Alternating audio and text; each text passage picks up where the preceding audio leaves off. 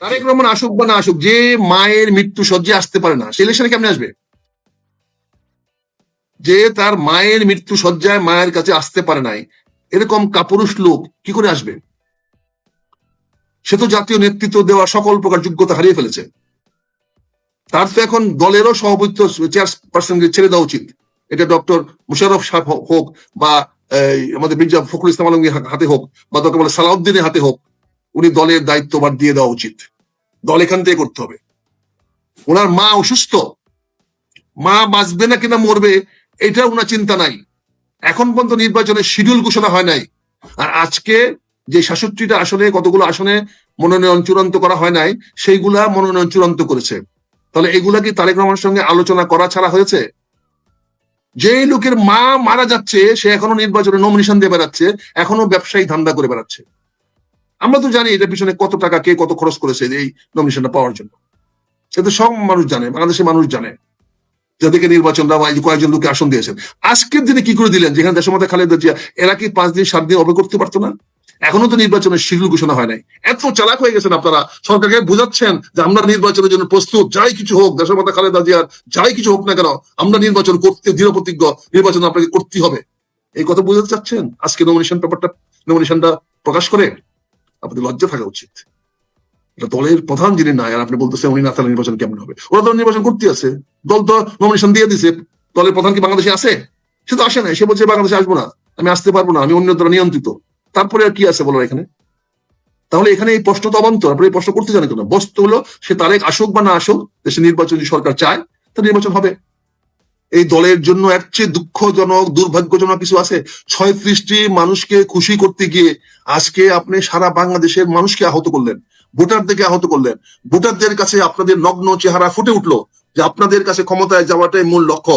এই খালেদা জিয়া, তারেক রহমান এগুলা কিছু না। আপনারা বিএনপি যারা এখন আছেন, তারা আপনার ক্ষমতায় যাওয়ার জন্য এত উদ্গ্রীব যে কে মরলো কে বাঁচলো এটা নিয়ে আপনাদের কনসিডারেশন নাই।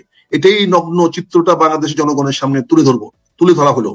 এই নগ্ন মানুষদেরকে, এই লোভী মানুষদেরকে, এই ক্ষমতার লোভী মানুষদেরকে, এই দুর্নীতিবাজ মানুষদেরকে বলেন জনগণ ভোট দিবে? জনগণ ভোট দেওয়ার প্রশ্নই ওঠে না। এদের কিছু কর্মীরা মিলে লাফাইতে পারে, কর্মীরা মিলে মানুষের অত্যাচার করতে পারে, মানুষকে করতে পারে, কিন্তু জামাতের সামনে এরা এবার টিকবে না, হাওয়ার মতো উড়ে যাবে। জামাত অনেক বেশি সংগঠিত, প্রস্তুত, এবং জামাত নির্বাচনে আট বেঁধে লাগতেছে। এখন যদি সরকার যদি জামাতকে নির্বাচনের সুযোগ করে দেয়, নির্বাচনটা ঘোষণা করে দেয়, তখন দেখবেন খেলাটা কি হয়। কাজে আজকে এই নাটকগুলো করার দরকার তো নাই। আপনি কালকে বলছেন, পরশুদিন বলছেন রাত্রে মধ্যরাত থেকে সকালের মধ্যে উনি এয়ারপোর্টে চলে যাবেন, রাত্রেই চলে আসতেছে কাতার এয়ারক্রাফট, আপনারা চলে যাবেন। তারপরে বললেন যে তারপরে বললেন জুবাইদুর রহমান আসতেছে সকালবেলা 9টার মধ্যে আসতেছেন, এবং আপনি 9টার মধ্যে উনি আসতেছেন না, এটা তো আপনার জানা উচিত। যেহেতু বিমান কটার সময় ছাড়লে কতক্ষণ আসতে পারে, এটা তো রকেট সায়েন্স না, এটা তো বিমানের শিডিউলের মধ্যে লেখা থাকে যে 11টার সময় স্টার্ট করছে 8টার সময় পৌঁছবে। এই হেরফের তো হয় না। এখানে তো আকাশে ট্রাফিক জ্যাম হয় না, এয়ার জ্যাম হয় না, যে একটা প্লেন নামতে পারছে না, একটা প্লেন বাংলাদেশে ঢাকা শহরের জন্য, তাহলেও বুঝতাম যে ঠিক আছে। আর এখন আবহাওয়া তো খারাপ না, তারপরে ঠিক আছে 10টা বাজে 11টা বাজে, সেটা বড় কথা নয়। বড় কথা আপনারা সত্য কথাটা বলতে পারছেন না কেন? আপনি সত্য জিনিসটা কোনো জানতে চাচ্ছেন না কেন? দেখেন, সত্যটা খুব অল্পতে প্রকাশ করা যায়, খুব অল্পতেই একটা 30 সেকেন্ড বা 15 সেকেন্ডের একটা ক্লিপ দিয়ে সারা জনগণকে জানিয়ে দেওয়া যায় দেশমাতার স্বাস্থ্যের বর্তমান কি অবস্থা। ওনার ব্যক্তিগত ক্যামেরাম্যানের একটি ক্লিপ নিয়ে, ক্যামেরাম্যানের একটি ছবি উঠায়ে একটা 30 সেকেন্ডের ভিডিও করে যদি আপনি সারা দেশের মানুষের মিডিয়াকে দিয়ে দেন, তাহলে কিন্তু সকল জল্পনা কল্পনা গুজব এক মুহূর্তে দূর হয়ে যায়। দরকার শুধু আপনার পার্সোনাল ক্যামেরাম্যানও আছে, সে পার্সোনাল ক্যামেরাম্যান তো তার ভিতরে গিয়ে একটা ছবি তুলতে পারে, যেটা আমরা বলেছিলাম ডক্টর ইউনূস সাহেবের পার্সোনাল ক্যামেরাম্যান আছে, সেটা সবখানে যায়, যেখানে যায় সেই ক্যামেরাম্যান অ্যালাউড। উনি যখন দেশমাতা খালেদা দেখতে গেলেন, তখন উনি যখন পাশে গিয়ে দাঁড়ালেন, পাশে দাঁড়ানোর একটা ছবি কেন আমরা দেখতে পেলাম না? একটা ছোট্ট ক্লিপ কেন দেখতে পারলাম না? একটা 15 সেকেন্ডের একটা ভিডিও কেন আমরা দেখতে পারলাম না? সে 15 সেকেন্ডের ভিডিও দেখলেও তো মানুষের অনেক প্রশ্নের জবাব এসে যেত, মানুষ স্বস্তিতে পাইতো, মানুষ টেনশনে থাকতো না, এই হাইপার টেনশন ঢুকতো না, এই সারা লোকগুলা গিয়া হাসপাতালে পড়ে থাকতো না, বসে থাকতো না। দেখেন তো কত হাজার হাজার লোক প্রতিদিন সারা রাত, একটা রাত্রের বেলা খালি থাকে না, সারা রাত ওখানে লোকজন বসে আছে, শুয়ে আছে, বলেন পাশে কাগজ পুরাইয়া আগুন পোড়াচ্ছেন। শীত থেকে বাঁচার জন্য। তো এটা কেন হচ্ছে তাদের মধ্যে টেনশন আছে, তাদের মধ্যে একটা আবেগ আছে, তাদের মধ্যে একটা উৎকণ্ঠা আছে। সে আবেগ উৎকণ্ঠা দূর করা কি আপনার সরকারের দায়িত্ব না? এটা কি আমার রাজনৈতিক দলের বড় বড় নেতাদের দায়িত্ব না? এটা কি ওনার পরিবারের যারা শীর্ষে আছে তাদের দায়িত্ব না?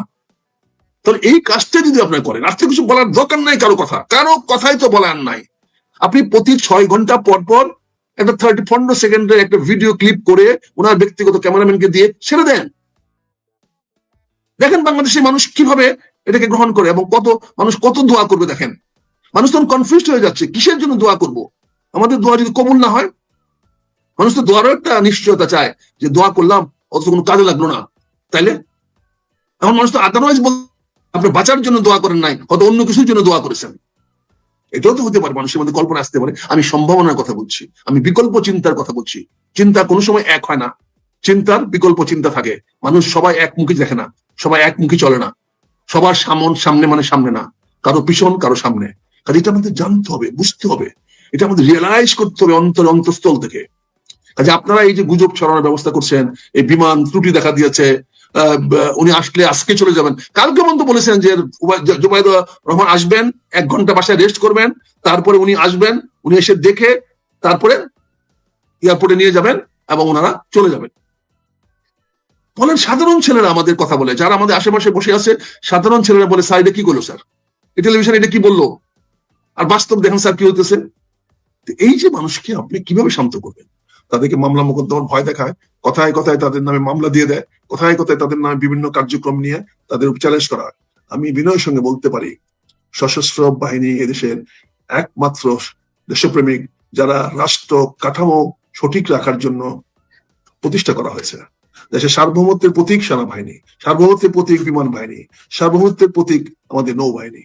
কাজে এখানে তাদের দিকে কোনো আঙ্গুলি তোলা মানে আমার সার্বভৌমত্বের দিকে হাত তোলা, এদের উপরে কোনো হাত তোলা মানে আমার রাষ্ট্রের অখণ্ডতার বিরুদ্ধে হাত তোলা, এদের দিকে কোনো চোখ দেখানো বা চোখ রাঙ্গানো বা কটু কথা বলা বা তাদেরকে বিভিন্ন ভাবে হেয় করা বা জনগণের সামনে ওদের মান সম্মান ক্ষুণ্ণ করার প্রচেষ্টা, এটা রাষ্ট্রের প্রতি তাদের অবজ্ঞা।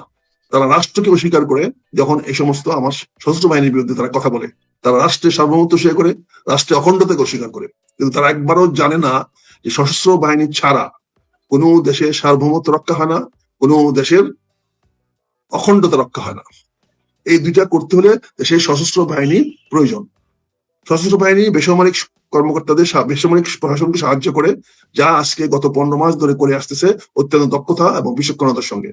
সেজন্য জাতি তাদের কাছে কৃতজ্ঞ, আমরাও কৃতজ্ঞ, আমরা তার ধন্যবাদ জানাই।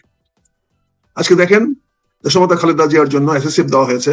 এসএসএফ কারা? এসএসএফ 100% বাংলাদেশের সেনাবাহিনীর সবচেয়ে চৌকস অফিসারদেরকে নিয়ে এসএসএফ করা হয়। বাংলাদেশের সারা আর্মির যত চৌকস অফিসার আছে, সবচেয়ে সর্বোত্তম চৌকস অফিসারদেরকে বাছাই করে সর্বোত্তম অফিসারদেরকে এসএসএফ এ নিয়োগ করা হয়। সে এসএসএফ কে দিয়ে আজকে দেশমাতা খালেদা জিয়া নিরাপত্তার জন্য তার নিরাপত্তার জন্য তার পাশে পাঠানো হয়েছে, যাতে কোন রকম কেউ সাবোটেজ করতে না পারে, কোন রকম কিছু রকম অন্তর্ঘাতমূলক কোনো অ্যাকশন নিতে না পারে, যাতে কোনো হাসপাতালের ভিতর থেকেও যেন ওনার ক্ষতি করার কেউ চেষ্টা করতে না পারে। সেই দায়িত্ব এসএসএফ অত্যন্ত দক্ষতার সঙ্গে পালন করছে এবং পালন করে যাচ্ছে। এই ব্যাপারে আমি ব্যক্তিগতভাবে কৃতজ্ঞ এবং আমি সশস্ত্র বাহিনীর কাছে ধন্য যে তারা জাতির এই প্রয়োজনে সামনে আগায় যাওয়ার মতো সৎ সাহস দেখিয়েছে।